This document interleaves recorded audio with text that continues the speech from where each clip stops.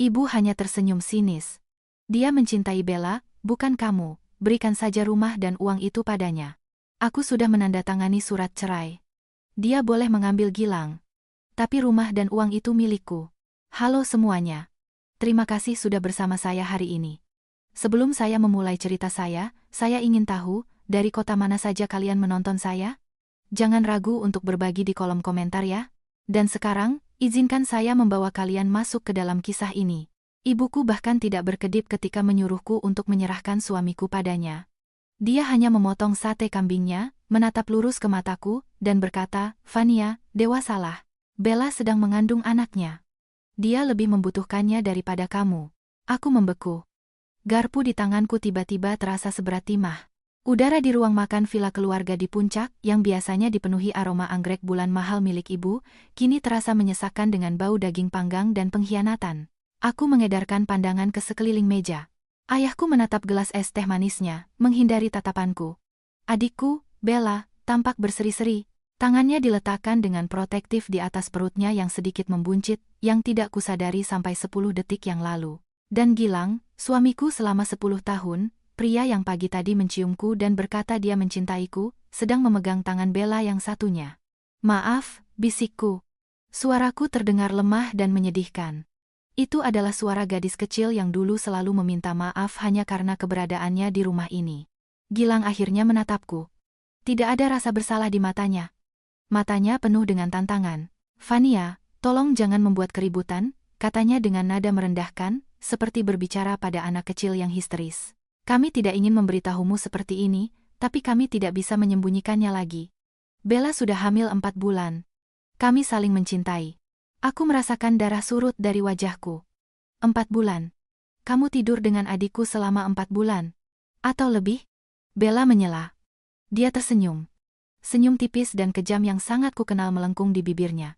"Tidak penting, Vania. Waktunya tidak relevan. Yang penting adalah kami sekarang sebuah keluarga, keluarga sejati. Sesuatu yang jelas tidak bisa kamu berikan padanya." Pukulan itu tepat sasaran. Tepat mengenai masalah infertilitas kami. Bertahun-tahun tes negatif, malam-malam di mana aku menangis di pelukan Gilang sementara dia berbisik bahwa itu tidak masalah, bahwa kami berdua sudah cukup. Semua itu bohong. Aku menatap ibuku, Wati. Tentu saja, dia akan marah. Tentu saja, dia akan menampar Gilang dan mengusirnya, tapi dia hanya menyesap minumannya. "Vania, lihat faktanya, kamu wanita karier. Selalu bepergian, selalu terobsesi dengan perusahaanmu. Kamu kuat, kamu bisa bertahan hidup sendiri. Bella, dia rapuh. Dia butuh pencari nafkah. Dan bayi ini adalah cucuku. Darah dagingku. Aku juga darah dagingmu." Aku membentak, suaraku meninggi. "Dia suamiku. Secara teknis, gerutu ayahku, Budi." Dia akhirnya mengangkat kepalanya. "Tapi pernikahan kalian sebenarnya sudah berakhir, bukan? Kalian berdua semakin menjauh. Kami semua melihatnya.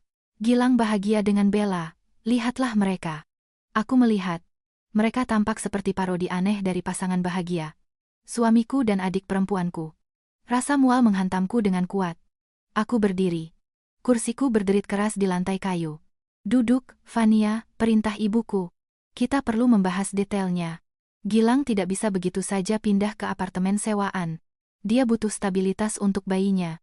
Kami pikir akan lebih baik jika kamu pindah ke apartemenmu yang di Sudirman. Tinggalkan rumah di Bintaro untuk Gilang dan Bella.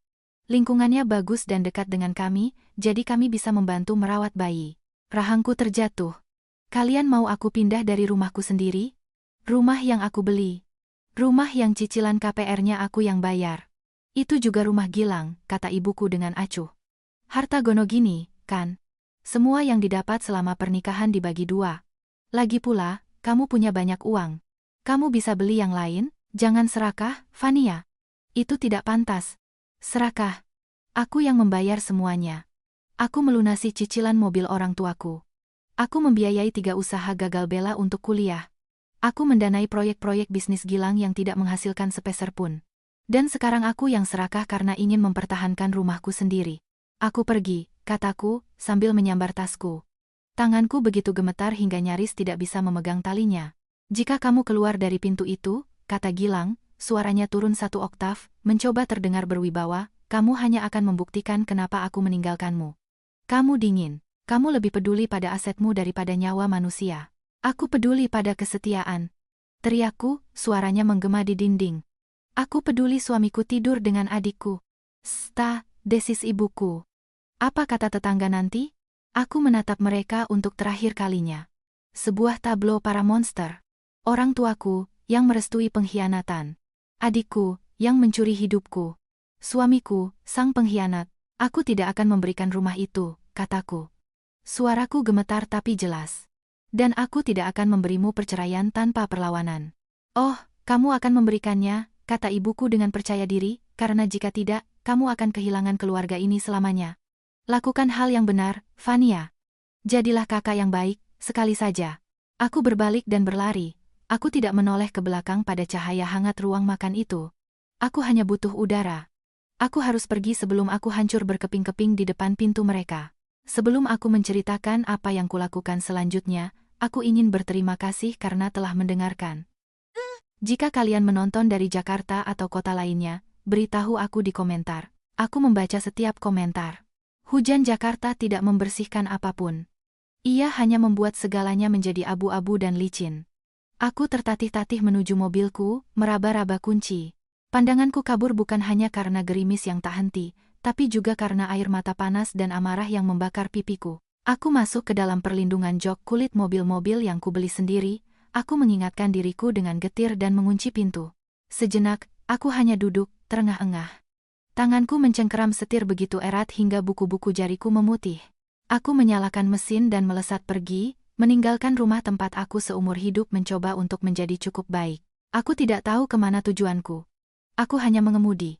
Aku masuk ke tol dalam kota. Wiper mobil bergerak dengan ritme panik di kaca depan. Pikiranku berpacu, mencoba mencari celah dalam realitas. Mungkin ini lelucon yang sakit dan keji. Mungkin aku akan bangun di tempat tidurku di sebelah Gilang, dan dia akan hangat dan berbau sabun aroma kayu cendana, dan aku akan menceritakan mimpi buruk ini padanya, dan dia akan tertawa dan memeluk. Tapi kemudian bayangan tangan Bella di perutnya melintas di benakku. Kepuasan, ketiadaan rasa malu yang mutlak. Ini bukan mimpi buruk, ini hidupku. Aku mengemudi tanpa tujuan selama 1 jam. Lampu-lampu kota menjadi buram dalam garis-garis neon panjang. Akhirnya, aku berhenti di sebuah tempat parkir yang menghadap ke gemerlap lampu Jakarta. Hari sudah sangat gelap. Aku mematikan mesin dan membiarkan keheningan menindihku. Bagaimana? Bagaimana bisa dia? Aku memutar ulang 4 bulan terakhir dalam pikiranku malam-malam larut yang dihabiskan Gilang dalam rapat bisnis. Akhir pekan ketika dia pergi membantu orang tuanya renovasi, dia tidak di rumah orang tuanya, dia di rumah orang tuaku, dia bersamanya, mereka semua bersekongkol. Setiap kali aku datang untuk makan malam hari Minggu, mereka menertawakanku di belakang. Mereka menatapku wanita bodoh yang bekerja 80 jam seminggu untuk membiayai gaya hidup mereka dan mengejek ketidaktahuanku. Aku berteriak. Suara mentah dan purba yang merobek tenggorokanku. Aku memukul-mukul setir sampai telapak tanganku sakit. Aku berteriak untuk 10 tahun yang telah kusia-siakan. Aku berteriak untuk bayi yang tidak bisa kumiliki, dan untuk bayi yang sedang dikandungnya. Lalu dimulailah proses tawar-menawar. Tawar-menawar yang menyedihkan dan putus asa dari seorang wanita yang terkejut. Mungkin kita bisa memperbaikinya? Bisik suara kecil pengkhianat di kepalaku. Mungkin jika aku setuju dengan pernikahan terbuka? Mungkin jika aku membantu membesarkan anak itu? Tidak. Aku melirik ke kursi penumpang. Di tempat cangkir ada sebuah struk yang kusut. Aku mengambilnya. Struk dari toko perhiasan 2 minggu lalu. Sebuah gelang charm. Aku tidak punya gelang charm. Bella punya. Aku ingat melihat rantai perak baru di pergelangan tangannya saat makan malam. Dia membelikannya perhiasan dengan uangku. Rasa duka mulai membeku menjadi sesuatu yang lebih dingin. Aku teringat sumpahnya dalam suka dan duka, dalam kaya dan miskin. Dia jelas menyukai bagian kaya. Ketika kami bertemu, aku hanyalah seorang akuntan junior dan dia seorang agen properti yang menjanjikan. Kami setara saat itu. Tapi saat karierku menanjak mengambil kursus malam, mendapatkan sertifikasi, berjuang untuk posisi CFO, kariernya mandek. Dan bukannya bangga, dia menjadi benci. Kamu mengebiriku, katanya suatu kali saat bertengkar tentang uang. Kamu memperlakukanku seperti karyawan. Aku meminta maaf saat itu. Keesokan harinya aku mentransfer 70 juta rupiah ke rekening pribadinya untuk diinvestasikan di bisnis konsultannya, hanya untuk menenangkan egonya. Aku telah membeli cintanya, berulang kali. Dan orang tuaku. Itulah yang paling menyakitkan. Jadilah kakak yang baik. Itu adalah mantra keberadaanku. Bella itu sensitif, Vania. Bella butuh bantuan, Vania. Kamu kan kuat, Vania. Menjadi kuat hanyalah eufemisme untuk dimanfaatkan. Mereka tidak mencintaiku karena diriku. Mereka mencintaiku karena apa yang kuberikan. Aku adalah keledai beban keluarga yang menarik gerobak berat agar Bella bisa berlari-lari ringan di sampingnya. Aku melihat ponselku. 5 panggilan tak terjawab dari ibuku. Sebuah pesan dari Gilang. Berhentilah bersikap dramatis. Kembalilah agar kita bisa membahas jadwal pindahanmu. Jadwal pindahan. Dia sudah merencanakan di mana akan meletakkan perabotanku dalam kehidupan barunya. Aku tidak menjawab. Aku menyalakan mobil lagi. Air mata telah berhenti. Mataku terasa kering dan perih, dan ada rasa sakit yang hampa di dadaku yang kutahu akan ada di sana untuk waktu yang lama. Tapi saat aku keluar dari tempat parkir, penyangkalan itu hilang. Realitas adalah batu yang dingin dan keras di perutku. Mereka menginginkan perang. Mereka menginginkan rumahku, mereka menginginkan uangku. Mereka pikir aku akan menyerah, karena aku selalu menyerah. Mereka pikir aku lemah karena aku baik. Aku pulang ke rumahku bukan untuk berkemas, tapi untuk mengamankan perimeter. Aku tidak akan pindah ke apartemen di Sudirman. Aku akan tidur di ranjangku sendiri, bahkan jika itu berbau seperti dia. Besok, aku bukan lagi seorang anak atau istri. Besok, aku adalah seorang CFO. Aku akan mengaudit seluruh hidup mereka. Untuk memahami mengapa aku tidak membalik meja dan membakar rumah itu saat itu juga, kalian harus mengerti hierarki dalam keluarga Budi. Aku anak pertama, sehat, dan kuat. Bella lahir 8 tahun kemudian, prematur dan sakit-sakitan. Sejak saat dia berada di inkubator, dengan napasnya yang dangkal, dia menjadi matahari dan aku menjadi bayangan. Dimulai dari hal-hal kecil. Seste. Vania. Adiknya sedang tidur. Berikan mainan itu, Bella menangis. Kamu tidak butuh sepatu baru, Vania. Bella butuh sol ortopedi. Aku belajar sejak dini bahwa kebutuhanku adalah nomor 2. Peranku adalah untuk memfasilitasi kebahagiaan Bella. Aku ingat ulang tahunku yang ke-16. Aku menabung sepanjang musim panas menjaga anak dan membantu di warung untuk membeli mobil, sebuah Toyota Kijang tua yang sudah usang. Ayahku berjanji akan menggandakan tabunganku jika aku mendapat rapor dengan nilai sempurna. Aku berhasil. Dengan bangga aku menunjukkan raporku dan celengan berisi uang tunai. Ayahku melihat celengan itu, lalu ke ibuku. Vania, sayang. Ibuku memulai dengan suara lembut dan penuh kasihan itu, ada situasi. Bella butuh kawat gigi, yang mahal itu. Dan kam menarinya akan segera dimulai. Kami benar-benar tidak bisa mengeluarkan uang sekarang. Tapi ayah janji, kataku, suaraku bergetar. Jangan egois, bentak ayahku. Adikmu punya masalah kepercayaan diri. Kawat gigi adalah kebutuhan medis. Kamu bisa naik bus, itu membangun karakter. Jadi aku naik bus. Bella mendapatkan kawat giginya dan kam menarinya. Dia keluar dari kam itu setelah 2 hari karena terlalu sulit, dan uangnya hangus. Aku tidak pernah mendapatkan uang yang dijanjikan. Aku membeli kijang itu sendiri 2 tahun kemudian. Itu adalah polanya. Aku bekerja. Bella menerima. Insiden terburuk, yang seharusnya menjadi peringatan tentang kemampuannya, terjadi saat acara perpisahan SMA-ku. Aku membeli kebaya hijau zamrud yang indah. Aku bekerja shift ganda di sebuah kafe untuk membelinya. Kebaya itu tergantung di lemariku, terbungkus plastik simbol satu malam di mana aku akan menjadi cantik dan istimewa. 2 hari sebelum acara, aku pulang dan menemukan Bella, yang saat itu berusia 10 tahun, di kamarku. Dia mengenakan kebayaku. Kebaya itu menjuntai di lantai, dan dia telah mengambil gunting dan memotong ujungnya karena terlalu panjang untuknya. Dia berputar-putar, bermain menjadi putri. Apa yang kamu lakukan, Pekiku? Dia tersandung. Gunting itu merobek bagian dada kebaya. Aku menangis. Aku benar-benar jatuh ke lantai dan meraung-raung. Ibuku masuk. Ketika dia melihat kebaya yang rusak dan wajah bersalah Bella, dia tidak memarahi Bella, dia menoleh padaku. Vania, seharusnya kamu tidak meninggalkannya di tempat yang bisa dia jangkau. Dia kan masih anak-anak. Dia hanya ingin menjadi seperti kakaknya. Dia merusaknya, teriakku. Aku tidak bisa memakainya. Bisa dipeniti, kata ibuku acuh tak acuh, berhentilah bereaksi berlebihan. Kamu membuat Bella menangis. Dan begitulah. Bella menangis air mata buaya palsu dan tiba-tiba akulah penjahatnya. Aku pergi ke acara perpisahan dengan kebaya pinjaman yang tidak pas. Bella mendapat es krim untuk menenangkan traumanya karena teriakanku. Dinamika ini mengikuti kami hingga dewasa. Aku masuk universitas negeri dengan beasiswa dan mengambil pinjaman mahasiswa. Bella kuliah dibiayai orang tua keluar, masuk sekolah kecantikan keluar, lalu mencari jati diri di Eropa selama setahun, yang didanai oleh kartu kredit yang akhirnya ayahku minta bantuanku untuk melunasinya, karena bunganya mencekik kami, Vania, dan kamu kan sekarang punya pekerjaan bagus, aku membayarnya.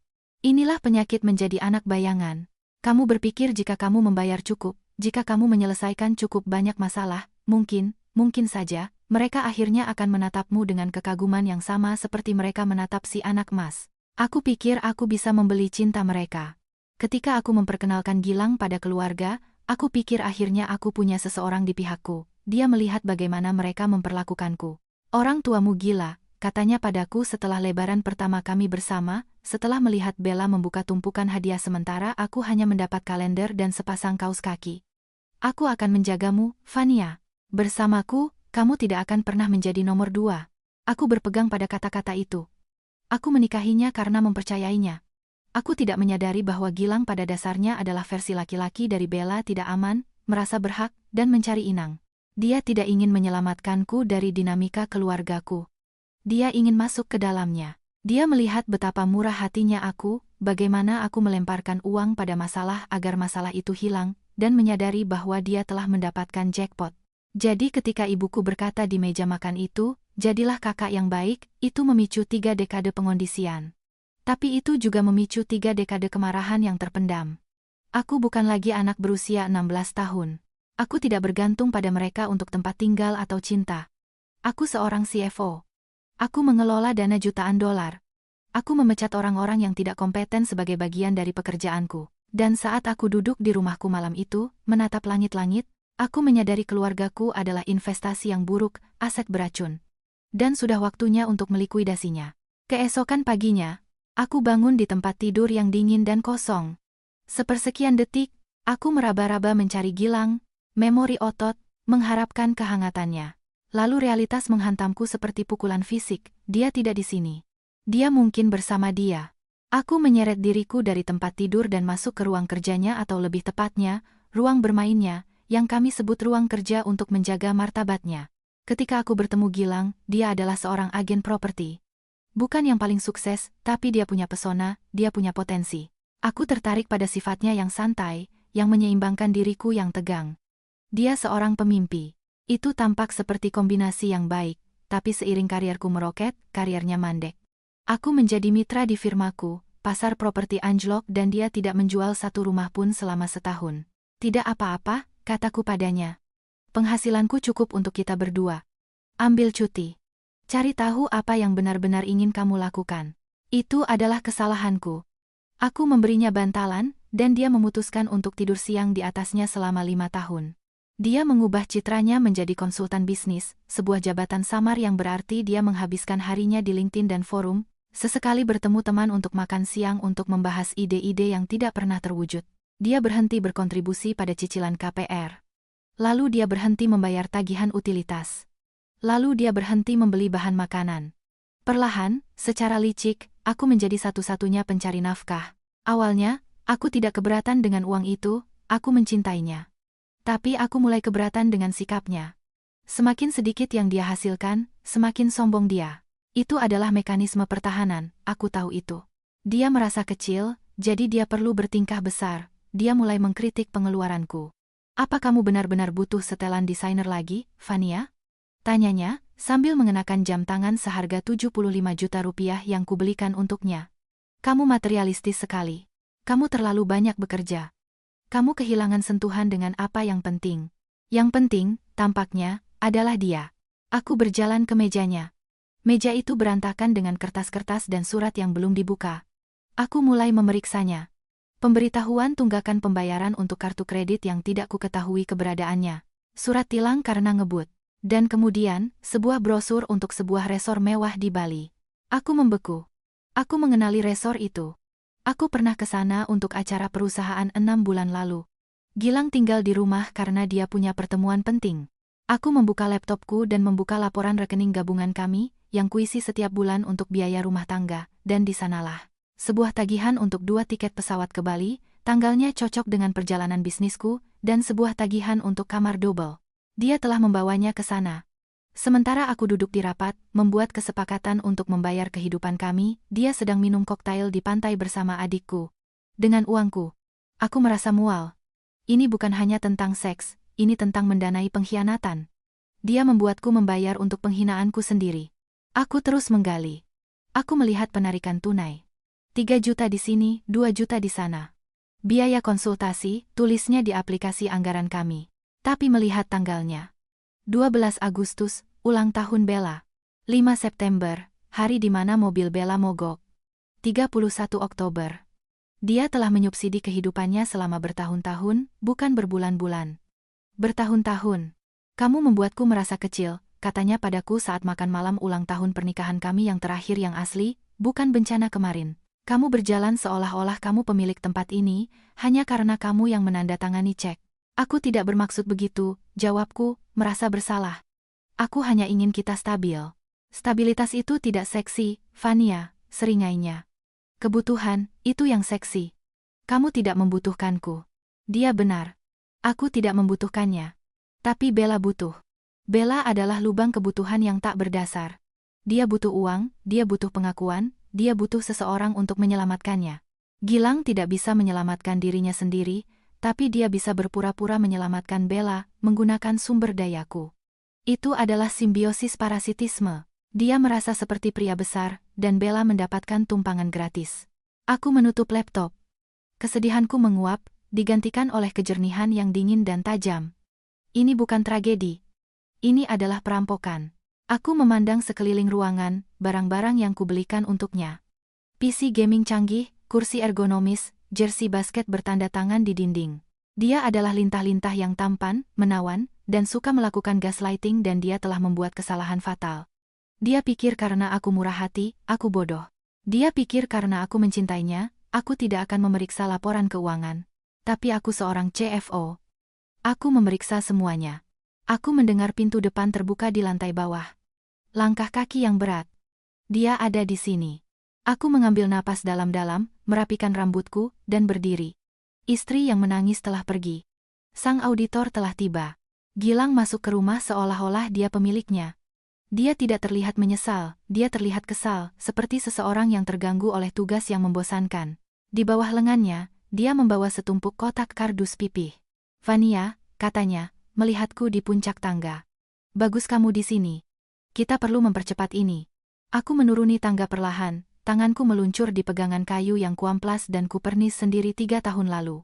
Mempercepat apa, tepatnya? Transisinya, katanya, sambil menjatuhkan kotak-kotak itu di lorong.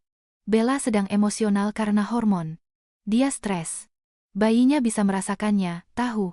Kita harus sudah mapan di sini pada akhir pekan supaya aku bisa menyiapkan kamar bayi. Aku berhenti di anak tangga terakhir, menatap matanya. Kamu tidak akan menyiapkan kamar bayi di rumahku, Gilang. Dia memutar matanya, mulai lagi. Seharusnya aku bilang pada ibumu kamu akan jadi sulit. Dengar, Vania, ayo kita dewasa. Rumah ini punya 4 kamar tidur. Terlalu besar untuk 1 orang. Kamu juga tidak pernah di sini, kamu tinggal di kantor. Bella dan aku sedang membangun keluarga. Kami butuh ruang. Ini logis. Logis? Aku tertawa, tawa kering yang tak percaya. Logis adalah kamu pindah ke apartemen yang bisa kamu beli, yang menurut perhitunganku, adalah sebuah kardus di bawah jembatan layang. Wajahnya menggelap.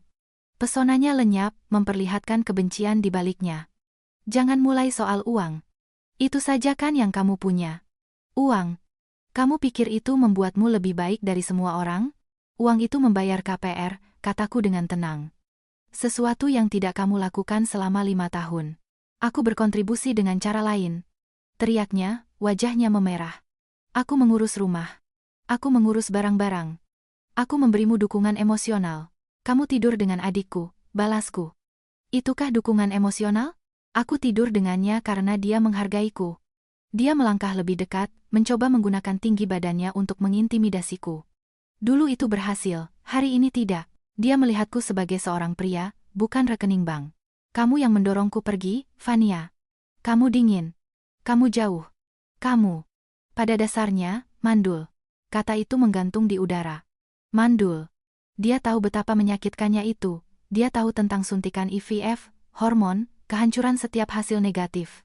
Dia menggunakan rasa sakitku sebagai senjata untuk membenarkan perselingkuhannya.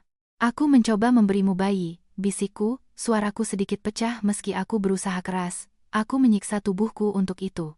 Ya, tidak berhasil kan? Katanya dengan kejam. Dan Bella, itu terjadi begitu saja, alami. Mungkin itu pertanda, Vania. Mungkin kita memang tidak ditakdirkan punya anak, mungkin alam tahu kamu tidak cocok jadi ibu. Aku merasa tamparan akan terasa tidak sesakit itu, tapi aku tidak menamparnya. Aku hanya menatapnya, merekam momen ini. Inilah penutupan yang kubutuhkan. Tidak ada cinta yang tersisa di sini, hanya kebusukan yang perlu dipotong. Kemas barang-barangmu, kataku, suaraku menjadi sedingin es. Barang-barang pribadimu. Pakaian, perlengkapan mandi. Elektronik tidak kamu ambil, perabotan tidak kamu ambil, dan mobil itu jelas tidak kamu ambil. Tidak akan, desisnya. Ini harta gono gini. Aku sudah bicara dengan teman pengacaraku. Setengah dari semuanya adalah milikku. Termasuk rumah ini, dan dana pensiun maksudku, dana pensiunmu, karena kita sudah menikah. Dia tersenyum. Jadi, kamu bisa melakukan ini dengan cara yang mudah, serahkan rumah ini padaku sebagai bagian dari penyelesaian, dan aku tidak akan menyentuh dana pensiunmu. Atau kita bisa bertarung di pengadilan, dan aku akan mengambil setengah dari saham perusahaanmu yang berharga itu juga. Pilihlah. Dia pikir dia telah membuatku skakmat. Dia pikir dia tahu hukum. Kemas pakaianmu, Gilang, ulangku. Kamu punya waktu 1 jam sebelum aku mengganti semua kunci. Kamu tidak bisa mengganti kunci.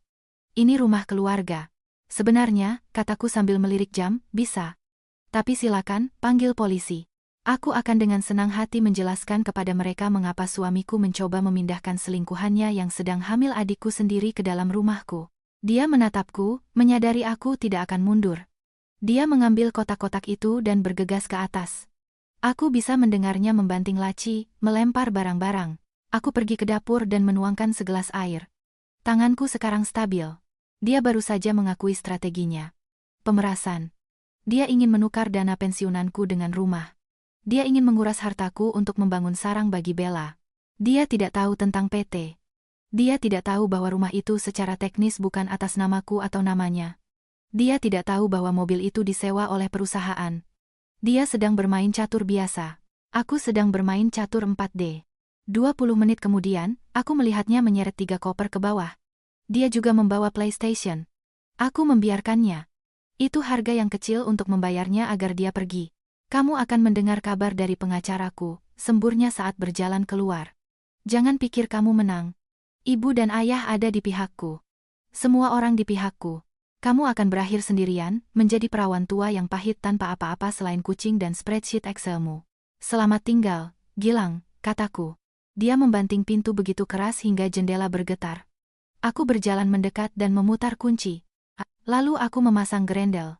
Aku sendirian di rumah yang besar dan sunyi, tetapi untuk pertama kalinya setelah bertahun-tahun, rasanya tidak kosong. Rasanya bersih.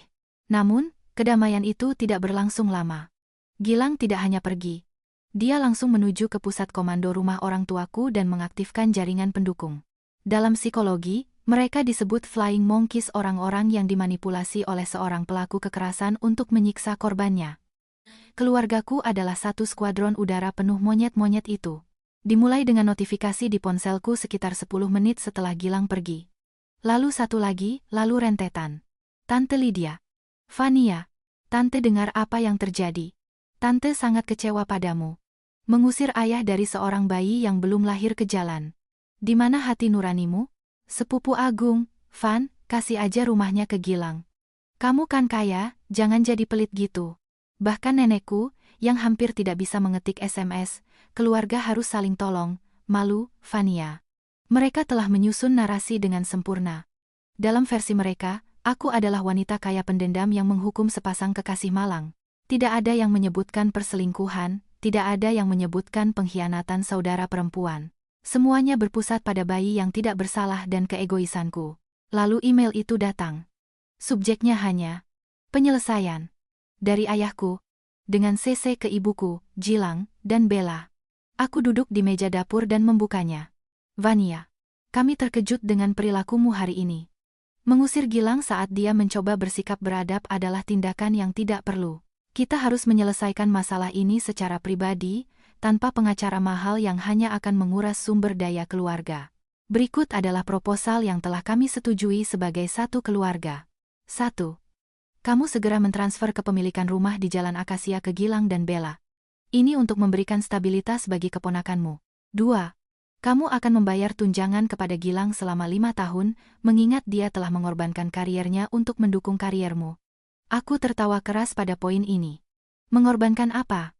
Skor tingginya di Call of Duty? Selain itu, kamu akan membayar ganti rugi sebesar 350 juta rupiah untuk tekanan mental yang dialami Bella selama transisi ini. 3. Kamu setuju untuk perceraian cepat tanpa tuntutan lebih lanjut. Sebagai imbalannya, Gilang setuju untuk tidak menuntut 50% dari kepemilikan saham perusahaanmu saat ini. Ini adalah tawaran yang murah hati, Vania. Jika kamu menolak, kami akan mendukung Gilang dalam pertarungan hukum penuh. Kami akan bersaksi bahwa kamu telah melakukan kekerasan emosional dan penelantaran. Ingat juga, kamu adalah calon wali baptis bayi ini. Jangan hukum anak yang tidak bersalah karena kecemburuanmu. Dengan cinta, Ayah. Aku menatap layar, pandanganku kabur karena amarah. Mereka ingin aku membayar Bella untuk tekanan mental. Mereka ingin aku membayar tunjangan kepada pria yang telah mencuri dariku. Dan ancaman itu mereka akan bersaksi melawanku. Orang tuaku sendiri bersedia memberikan kesaksian palsu untuk menghancurkanku, hanya untuk mendukung Bella. Ini sungguh menakjubkan dalam keberaniannya. Mereka mengandalkan rasa bersalahku. Mereka mengandalkan sejarah seumur hidupku yang mencoba menyenangkan mereka. Mereka pikir jika mereka menekan cukup keras, Vania yang lama kakak bayangan akan hancur, hanya untuk menghentikan teriakan. Aku mulai mengetik balasan yang marah. Kalian gila. Dia selingkuh. Dia adikku. Tapi jariku berhenti di atas tombol kirim. Tidak. Inilah yang mereka inginkan. Mereka menginginkan reaksi emosional. Mereka ingin aku berdebat, berargumen, memohon.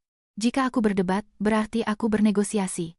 Dan kamu tidak bernegosiasi dengan teroris. Aku menghapus draft itu. Sebaliknya, aku mencetak email itu. Aku mencetak pesan-pesan itu. Aku pergi ke ruang kerjaku dan mencetak laporan bank yang menunjukkan pencurian Gilang. Aku mencetak tagihan kartu kredit untuk perjalanan ke Bali. Aku membuat sebuah map fisik. Aku menamainya, perang. Ponselku berdering. Ibuku. Aku membiarkannya masuk ke pesan suara. Berdering lagi. Ayahku. Pesan suara. Lalu telepon rumah berdering. Mereka tanpa henti. Aku mencabut kabel telepon rumah. Aku menyetel ponselku ke mode jangan ganggu, hanya mengizinkan panggilan dari lingkaran dalamku, yang sayangnya, adalah daftar yang sangat pendek. Aku merasakan gelombang isolasi yang tiba-tiba. Aku telah kehilangan semua orang suamiku, adikku, orang tuaku, kerabat jauhku. Bahkan tetangga pun mungkin akan berbalik melawanku begitu gosip menyebar. Aku adalah penjahat dalam cerita mereka, dan tidak ada yang akan kukatakan yang bisa mengubahnya, karena kebenaran tidak nyaman bagi mereka.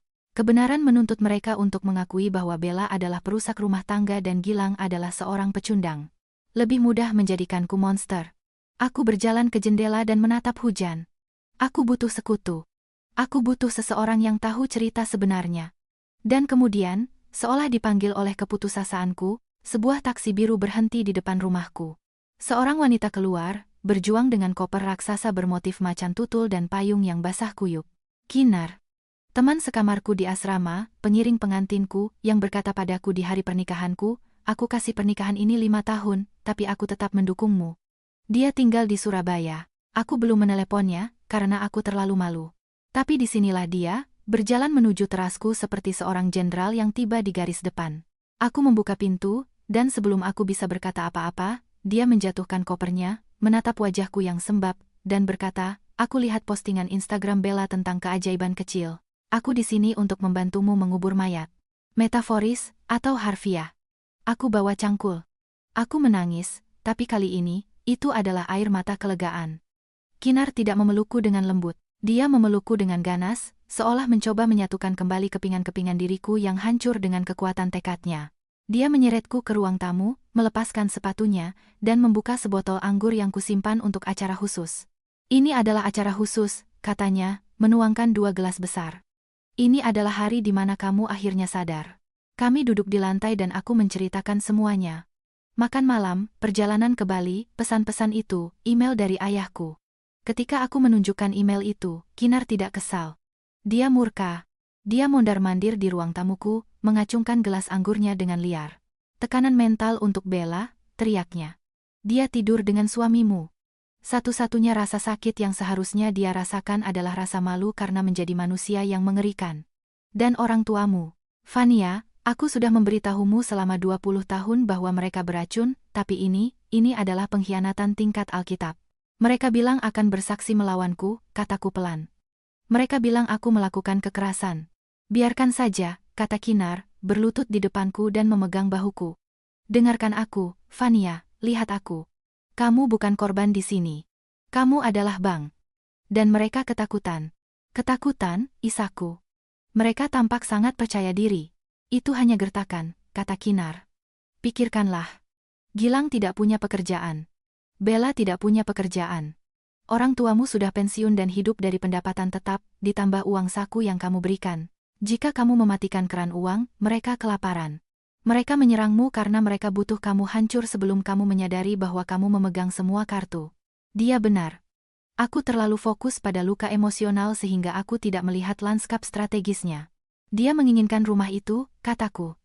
Dia pikir itu harta Gonogini. Apakah begitu? Tanya Kinar. Dia tahu aku teliti dalam hal keuangan. Fania, tolong katakan padaku kamu tidak memasukkan nama pecundang itu ke dalam sertifikat hak milik. Aku tersenyum lemah. Aku membeli rumah itu sebelum menikah. Rumah itu atas nama PT Fania Sejahtera. Aku melakukannya untuk perlindungan dari tuntutan hukum karena pekerjaanku. Mata Kinar melebar. Perjanjian pranikah. Tolong katakan kamu membuatnya menandatanganinya. Aku membuatnya, kataku. Bosku saat itu bersikeras. Gilang menandatanganinya tanpa membaca karena dia ingin membuktikan bahwa dia tidak peduli tentang uang. Tapi aku belum melihatnya selama 10 tahun. Aku tidak ingat klausul spesifiknya. Kalau begitu kita akan menemukannya, perintah Kinar. Malam ini, kita akan menemukan setiap lembar kertas. Kita akan membangun benteng, dan besok, kita akan meluncurkan serangan nuklir. Kami menghabiskan 4 jam berikutnya mengobrak-abrik ruang kerjaku. Kami menemukan perjanjian pranikah di brankas di belakang lemari. Kami menemukan laporan pajak. Kami menemukan laporan kartu kredit yang telah kucetak sebelumnya. Sambil kami bekerja, Kinar terus menyadarkanku. Dia bilang kamu mandul? Tanyanya sambil memilah-milah struk. Fania, bukankah kamu pernah bilang padaku bahwa Gilang menolak untuk diperiksa? Aku berhenti, ya? Dia bilang tidak ada yang salah dengan prajuritnya. Dia tidak mau pergi ke ahli andrologi. Dia bilang masalahnya jelas ada padaku, karena stresku. Tentu saja, desis Kinar. Atau, mungkin masalahnya ada pada dia, dan Bella hamil dengan pelatih gymnya, dan mereka menyalahkannya pada Gilang karena dia punya istri kaya. Aku tertegun. Pikiran itu bahkan tidak pernah terlintas di benakku. Bella tidak akan. Gilang tidak akan sebodoh itu. Gilang memang sebodoh itu, kata Kinar. Dan Bella memang semanipulatif itu. Kita harus menambahkan tes DNA sebagai salah satu tuntutanmu. Pada pukul 3 pagi, kami memiliki tumpukan bukti. Biaya konsultasi yang sebenarnya adalah hadiah untuk Bella, kronologi perselingkuhan berdasarkan lokasi kartu kredit, perjanjian pranikah yang, setelah dibaca ulang, memiliki klausul perselingkuhan yang menghancurkan. Aku menatap tumpukan kertas itu. Itu jelek. Itu adalah kronik kebodohanku dan keserakahan mereka. Tapi itu juga amunisi. Kamu tahu apa yang harus kamu lakukan, kan? Kata Kinar, menuangkan sisa anggur. Kamu tidak bisa hanya menceraikannya. Kamu harus menghancurkan mereka. Jika kamu memberi mereka 1 inci pun, mereka akan mengambil semuanya. Kamu harus menjadi batu abu-abu. Tanpa emosi, hanya hukum. Aku tahu, kataku. Kesedihan itu sekarang benar-benar hilang, digantikan oleh tekad yang dingin. Aku butuh seekor hiu. Bukan pengacara keluarga biasa. Seekor hiu. Diana Surya Prawira, kata Kinar. Dia yang menangani perceraian sepupuku. Dia makan suami selingkuh untuk sarapan.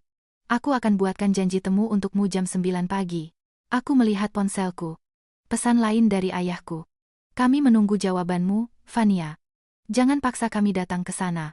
Kali ini, aku mengetik balasan. Saya akan merespons melalui pengacara saya. Jangan hubungi saya lagi, atau saya akan mengajukan laporan pelecehan. Aku menekan kirim. Lalu aku memblokir nomornya. Bagus, kata Kinar. Sekarang, tidurlah. Besok, kita berperang. Aku berbaring di sofa, tidak sanggup kembali ke tempat tidur yang telah dinodai oleh Gilang. Aku menutup mata, tetapi tidak tidur. Aku memvisualisasikan rencananya. Mereka menginginkan seorang penjahat. Baiklah. Aku akan menjadi penjahat itu. Aku akan menjadi mimpi terburuk yang bisa mereka bayangkan. Seorang wanita yang tahu nilainya dan memiliki bukti untuk itu.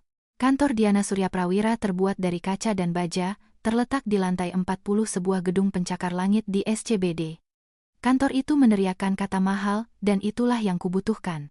Diana sendiri adalah seorang wanita berusia 50-an dengan potongan rambut bob yang tajam, dan mata yang seolah bisa membakar brankas bank dengan laser. Dia mendengarkan ceritaku tanpa menyela, membuat catatan di buku catatannya. Kinar duduk di sampingku, mengangguk untuk menguatkan. Ketika aku selesai, Diana menyesap air dan melihat tumpukan dokumen yang kubawa. Baik, katanya, suaranya tenang dan berwibawa. Mari kita lihat kerusakannya. Pertama, dia mengambil perjanjian pranikah. Dia membacanya, alisnya sedikit terangkat. Siapa yang menyusun ini? Pengacara perusahaan lamaku, kataku. Apakah itu sah? Ini kedap udara, kata Diana, senyum tipis bermain di bibirnya. Pasal 4, Ayat B. Dalam kasus perzinahan yang terbukti, pihak yang bersalah kehilangan semua hak atas apresiasi aset perkawinan dan melepaskan semua hak atas tunjangan.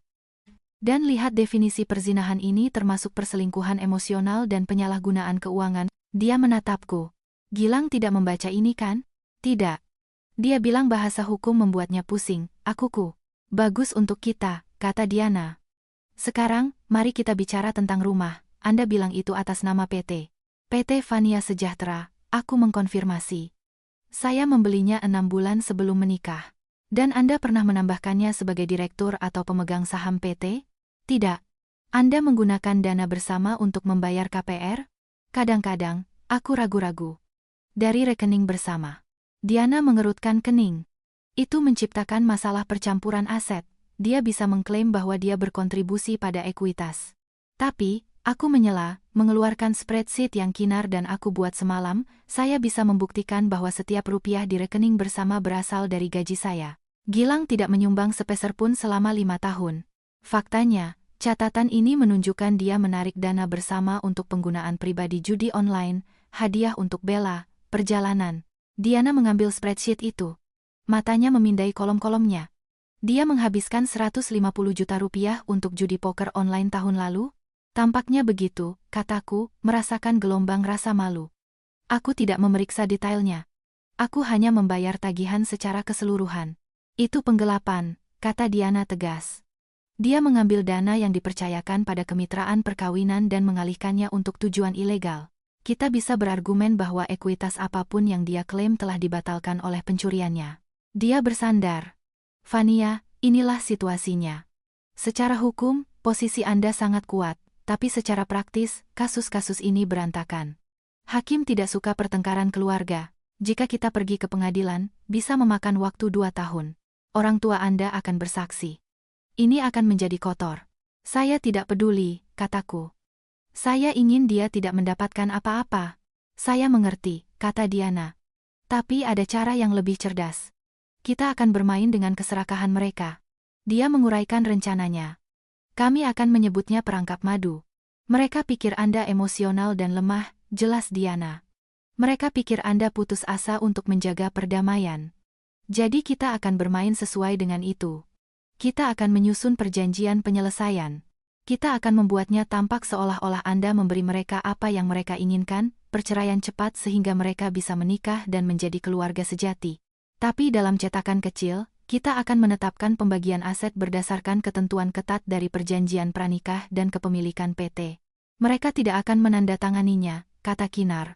Mereka akan menandatanganinya jika mereka tidak membacanya, balas Diana, atau jika mereka pikir mereka mendapatkan sesuatu yang lebih baik. Kita akan menyusunnya sedemikian rupa, sehingga Gilang melepaskan haknya atas potensi nilai saham perusahaan Anda yang dia pikir sangat besar, sebagai ganti Anda tidak menuntutnya atas utang judi dan penipuan. Tapi aku tetap memiliki rumah itu? Tanyaku. Tentu saja, kata Diana, rumah itu tetap milik PT. Perjanjian itu akan menyatakan bahwa Gilang akan mengosongkan properti setelah putusan cerai final. Tapi kita akan menyusun kata-katanya agar terdengar seperti transisi sementara. Kita akan membiarkan mereka percaya bahwa mereka menang, sampai tintanya kering. Itu berisiko, kataku. Itu bergantung pada keangkuhan mereka. Memang, kata Diana.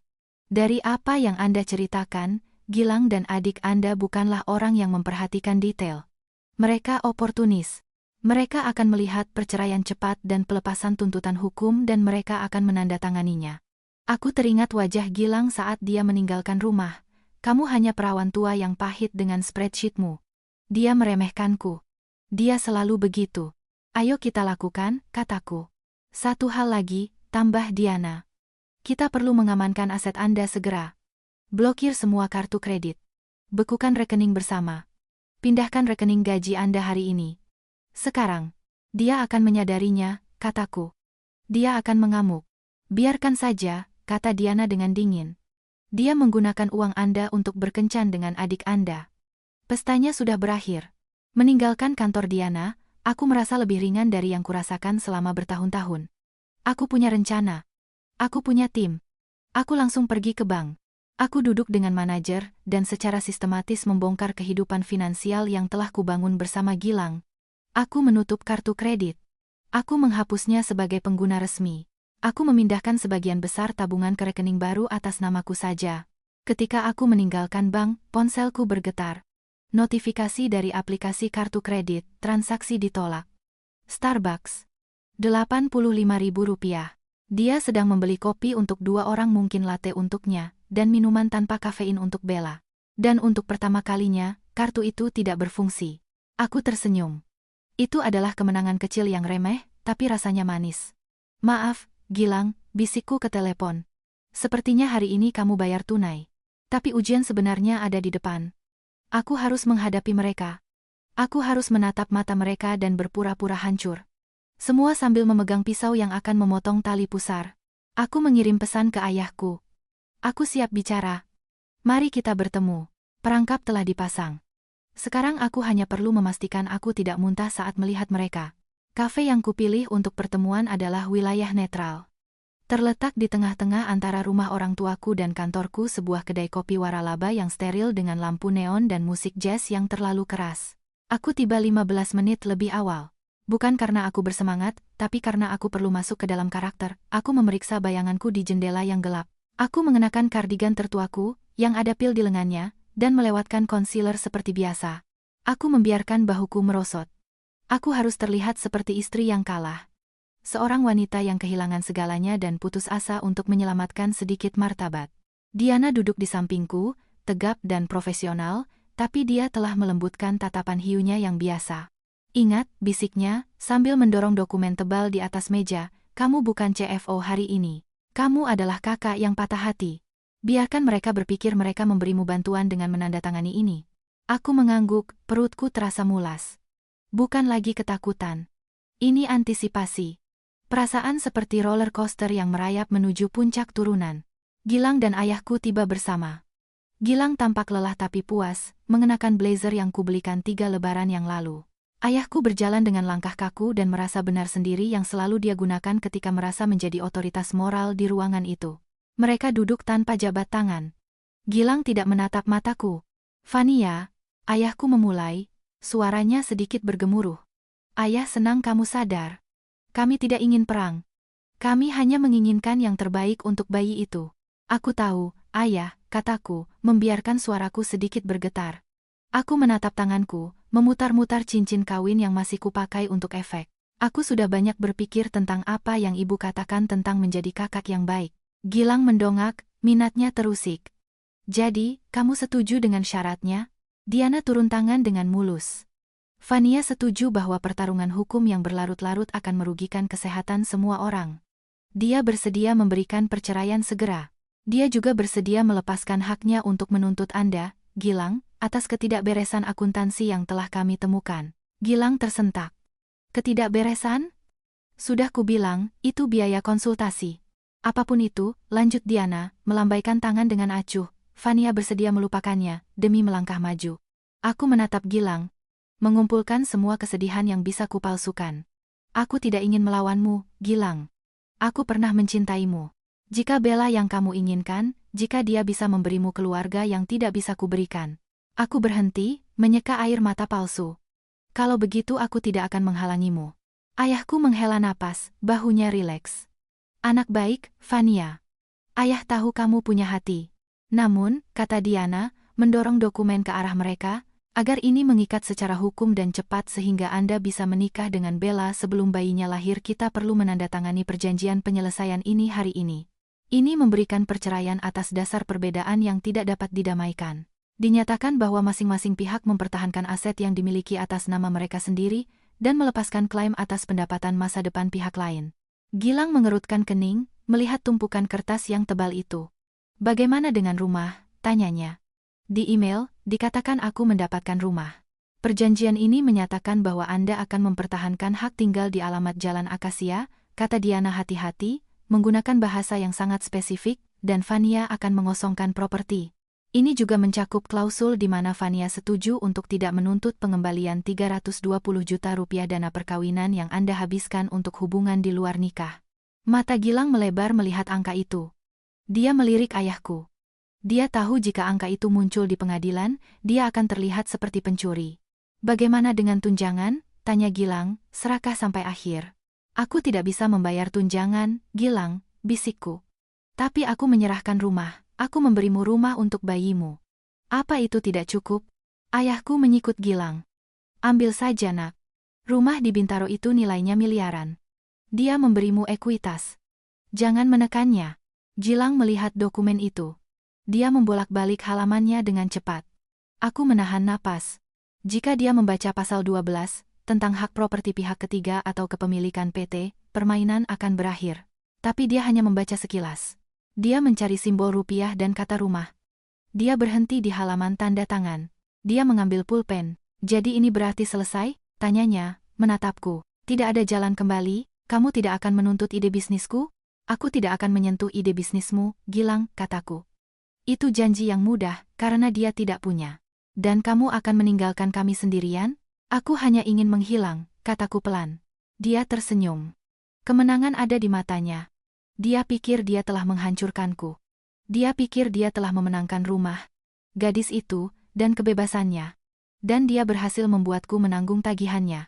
Saat ini, saat aku melihat tangannya menggantung di atas kertas, aku tahu tidak ada jalan kembali. Aku akan meledakkan seluruh hidupku untuk membangun yang baru. Jantungku berdebar kencang di tulang rusukku, bukan karena kesedihan, tapi karena adrenalin pembunuhan. Jika kalian masih mendengarkan cerita ini, tolong bantu saya dengan menyukai video ini dan mengetik angka 1 di komentar. Ini akan memberitahu saya bahwa kalian luar biasa dan bahwa kalian bersama saya dalam perjalanan ini. Dukungan kalian sangat berarti bagi saya. Ketik 1 agar saya bisa melihat kalian. Dan sekarang, mari kita lihat apa yang terjadi saat tinta menyentuh kertas. Gilang menandatanganinya. Suara pulpen yang menggores kertas terdengar keras di kafe yang sunyi itu. Gores. Gores. Suara seorang pria yang menandatangani surat kematiannya sendiri. Ayahku menandatangani sebagai saksi, berseri-seri seolah-olah dia baru saja menjadi perantara perjanjian damai yang mengakhiri perang yang dia mulai. Nah, kata ayah, menutup pulpennya dan mendorong dokumen itu kembali ke Diana. Tidak terlalu sulit, kan? Sekarang kita semua bisa melanjutkan hidup. Ya, kataku sambil berdiri. Kakiku terasa seperti jeli, tapi aku memaksanya untuk menopangku. Aku akan mengepak sisa barang-barangku akhir pekan ini. Kalian bisa mengambil kuncinya hari Senin. Senin boleh, kata Gilang, sudah mengeluarkan ponselnya, mungkin untuk mengirim pesan kabar baik kepada Bella. Pastikan kamu meninggalkan mesin cuci dan pengering. Bella akan banyak mencuci baju bayi. Aku mengangguk, menggigit bagian dalam pipiku begitu keras hingga aku bisa merasakan darah. Tentu. Mesin cuci dan pengering tetap di sana. Aku berjalan keluar dari kafe bersama Diana, mempertahankan postur membungkuk sampai kami berbelok di tikungan dan aman dari pandangan. Begitu kami tidak terlihat, aku menegakkan punggungku dan menghirup udara Jakarta yang lembab dalam-dalam. Kita berhasil. Tanyaku pada Diana, suaraku mantap. Diana mengangkat map itu, senyum ganas menyebar di wajahnya. Kita berhasil. Dia melepaskan semua litigasi lebih lanjut. Dia melepaskan tunjangan. Dan yang terpenting, dia menandatangani pengakuan bahwa semua aset yang dipegang oleh entitas hukum pihak ketiga dikecualikan dari harta perkawinan. Dia pikir rumah itu adalah aset perkawinan, kataku, gelembung tawa histeris naik di tenggorokanku. Dia pikir, koreksi Diana. Secara hukum, dia baru saja setuju bahwa PT Vania Sejahtera adalah entitas hukum pihak ketiga dan dia tidak memiliki klaim atasnya. Dia baru saja mengusir dirinya sendiri. Akhir pekan itu adalah kabut akting yang surreal. Aku kembali ke rumahku dan berkemas. Tapi aku tidak mengepak semuanya. Aku mengepak pakaianku, perhiasanku, dokumen pribadiku, dan barang-barang yang hanya memiliki nilai sentimental bagiku. Orang tuaku datang pada hari Minggu untuk mengawasi, untuk memastikan aku tidak mencuri apapun yang menjadi milik bayi. Bella ada di sana, duduk di sofaku, memakan camilanku, menunjuk kemana. Gilang harus menggantung lukisan baru yang jelek yang dia beli. Vania, panggil Bella saat aku sedang menyegel sebuah kotak buku, tinggalkan penyedot debu Dyson itu. Punggungku sakit, aku tidak bisa mengangkat yang berat. Aku menatapnya. Dia bersinar dengan kemenangan si anak emas yang akhirnya mendapatkan hadiah utama. Dia telah mengambil suamiku, rumahku, dan masa depanku. Atau begitulah pikirnya. Tentu, Bella, kataku. Dan mesin kopinya juga, tambahnya. Gilang bilang kopimu enak, aku perlu belajar. Ambil saja. Ibuku masuk ke ruangan, menggelengkan kepalanya. Lihat, Vania. Rasanya menyenangkan memberi, bukan? Kamu punya begitu banyak. Sudah sepantasnya berbagi dengan mereka yang kurang beruntung. Ini membuka mata, kataku. Sudah, jangan cemberut begitu, tegur ibu. Kamu sekarang wanita bebas. Kamu bisa fokus pada kariermu. Bukankah itu yang selalu kamu inginkan? Tidak ada suami yang harus dimasakkan, tidak ada anak yang harus diurus, hanya kamu dan uangmu. Rasa jijik dalam suaranya saat dia mengatakan uang sangat terasa, namun dia berdiri di dalam rumah yang dibeli oleh uangku, mengenakan sweater yang dibayar oleh uangku. Ya, Bu, kataku, mengangkat kotak terakhir, hanya aku dan uangku. Aku berjalan ke pintu. Gilang berdiri di sana, memegang kunci yang seharusnya kuberikan. Tidak ada dendam ya, Vania, katanya, mengulurkan tangan yang tidak kujabat. Idealnya, kita bisa tetap berteman demi keluarga. Berteman, ulangku, menatap lurus ke matanya. Selamat tinggal, Gilang. Nikmati rumahnya. Benar-benar nikmati. Aku menyerahkan seikat kunci padanya. Itu adalah kunci yang lama. Aku sudah menjadwalkan tukang kunci untuk Senin pagi, 1 jam setelah surat pengosongan diserahkan, tapi dia belum perlu tahu itu.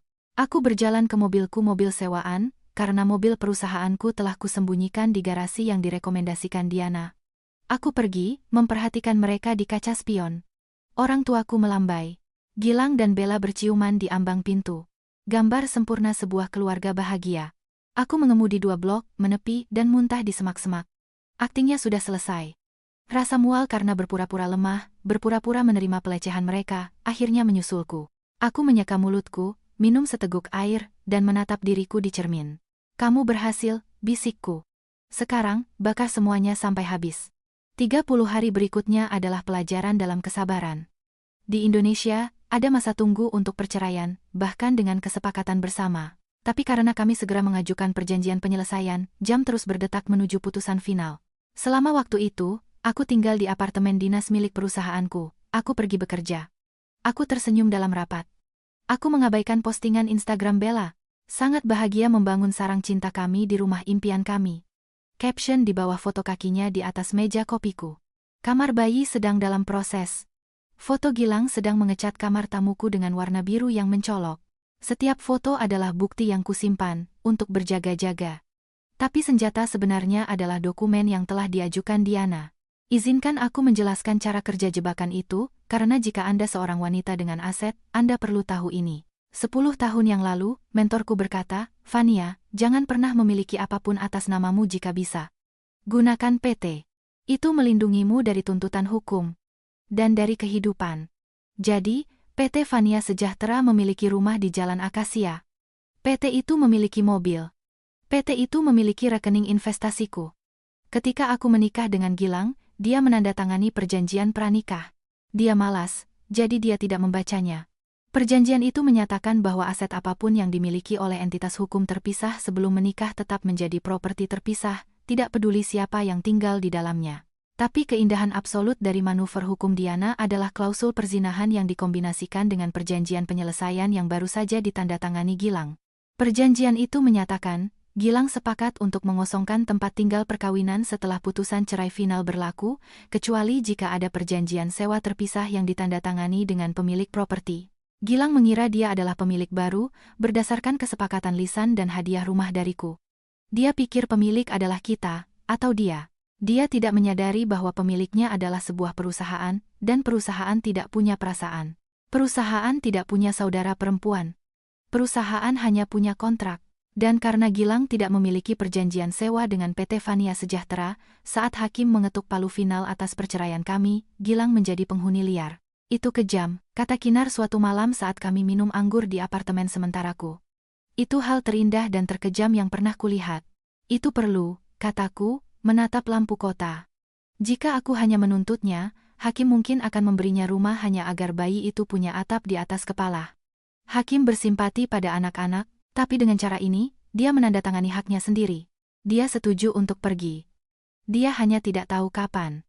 Bagaimana dengan uangnya? Tanya Kinar. Rekening bersama ditutup, kataku.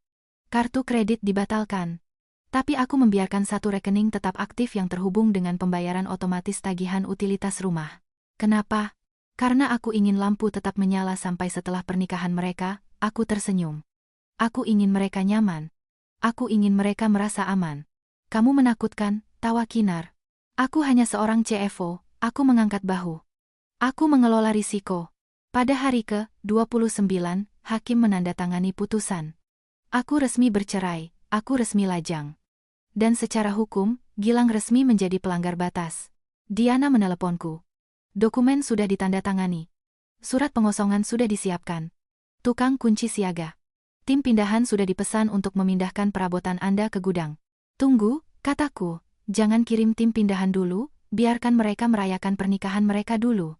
Anda ingin mereka mengadakan resepsi di rumah Anda? Tanya Diana, bingung. Tidak, kataku.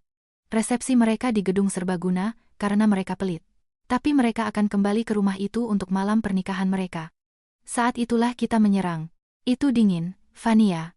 Mereka mencuri suamiku dan mencoba mencuri masa depanku, kataku. Dingin adalah satu-satunya suhu yang tersisa. Aku menutup telepon. Aku melihat kalender. Hari Sabtu. Pernikahan itu hari Sabtu. Aku mengirim hadiah. Bukan pemanggang roti. Tapi seorang jurusita. Aku jelas tidak menghadiri pernikahan itu, tetapi di era media sosial, Anda tidak perlu hadir untuk menyaksikan sebuah kecelakaan kereta api. Anda hanya perlu akun palsu. Pernikahan Gilang dan Bella adalah bukti khayalan mereka. Sepupuku Agung, yang diam-diam ada di pihakku tetapi takut akan kemarahan ibuku, mengirimiku laporan langsung. Bella pakai gaun putih, putih banget, dan tiara. Kelihatan kayak patung di atas kue yang meleleh. Gilang mabuk, bilang ke semua orang investasinya sedang berkembang. Ibumu menangis saat pidato tentang cinta sejati selalu menemukan jalannya. Aku mau muntah. Aku duduk di apartemenku, melihat-lihat foto. Di sana mereka, mantan suamiku dan adikku, memotong kue yang kutahu dibayar oleh ayahku. Mereka tampak berjaya. Mereka tampak seolah-olah telah berhasil melakukan pembunuhan. Caption Bella di postingannya, akhirnya, Nyonya Gilang. Sangat bahagia memulai hidup kami di rumah selamanya kami. Bahagia, belahan jiwa, tanpa menyesal. Hashtag, tanpa menyesal itu adalah pukulan terakhir. Dia tidak hanya bahagia, dia sombong. Dia ingin aku melihatnya. Dia ingin aku tahu dia telah menang. Aku melihat jam. Pukul 9 malam. Resepsi akan segera berakhir. Sebentar lagi mereka akan kembali ke Jalan Akasia. Aku menelepon perusahaan keamanan swasta yang disewa Diana. Mulai fase 2, kataku. Siap, Bu Vania. Kami sudah di posisi. Tukang kunci sudah selesai. Pemberitahuan sudah ditempel. Aku merasakan adrenalin yang begitu kuat hingga tanganku gemetar.